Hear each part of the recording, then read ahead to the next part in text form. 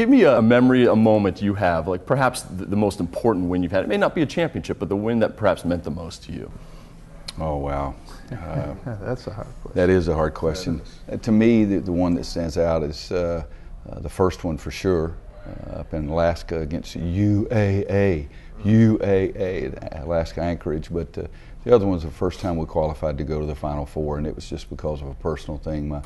My son was 12 years old at that time, and somehow he got out on the court.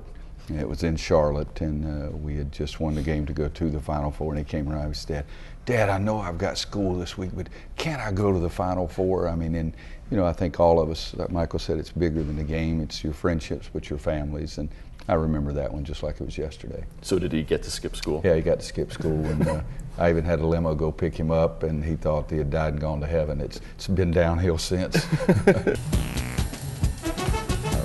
You watched very proudly as your son led the team to an NIT title. What was that? Watched, he coached. Yeah, he was coaching the game behind the bench. Are you kidding? It was a lot of fun for me.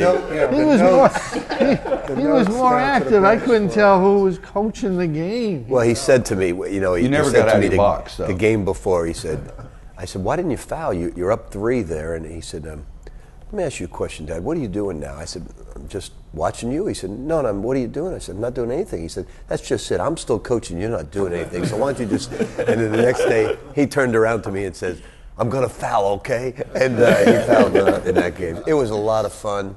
I'm real proud of him. He's a humble young man who worked extremely hard.